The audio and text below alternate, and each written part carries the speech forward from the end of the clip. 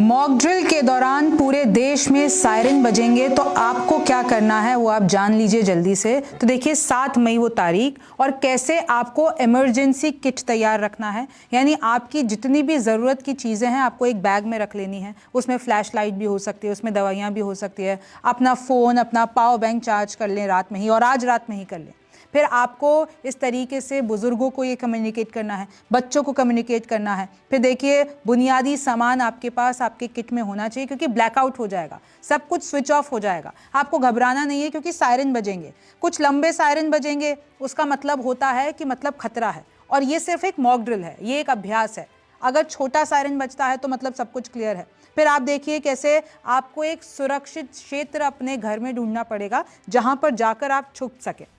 भाई आप प्रैक्टिस कर लें घर में कि 2-4 मिनट के लिए ब्लैकआउट करके लाइटें बंद करके, तो उसमें आपको कैसे पता हो कि एक जगह आके आपको इकट्ठा होना है पूरे घर परिवार को, क्योंकि ये सब कुछ होने वाला है।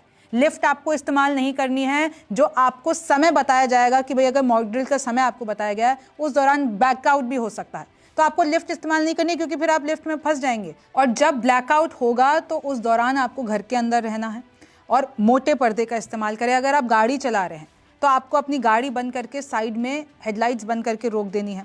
ये अपने पालतू जानवर, बच्चे, बुजुर्ग, इन सबको सुरक्षित रखना है इनको।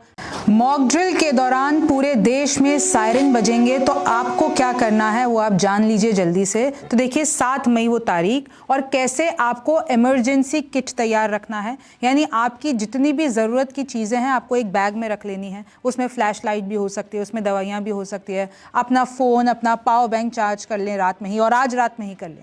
फिर आपको इस तरीके से बुज़ुर्गों को ये कम्युनिकेट करना है, बच्चों को कम्युनिकेट करना है। फिर देखिए बुनियादी सामान आपके पास आपके किट में होना चाहिए, क्योंकि ब्लैकआउट हो जाएगा, सब कुछ स्विच ऑफ हो जाएगा। आपको घबराना नहीं है, क्योंकि सायरन बजेंगे, कुछ लंबे सायरन बजेंगे। उसका मतलब होता है कि मतलब खतरा है, और ये सिर्फ एक मॉक ड्रिल है, ये एक अभ्यास है। अगर छोटा सायरन बजता है तो मतलब सब कुछ क्लियर है। फिर आप देखिए कैसे आपको एक सुरक्षित क्षेत्र अपने घर में ढूंढना पड़ेगा।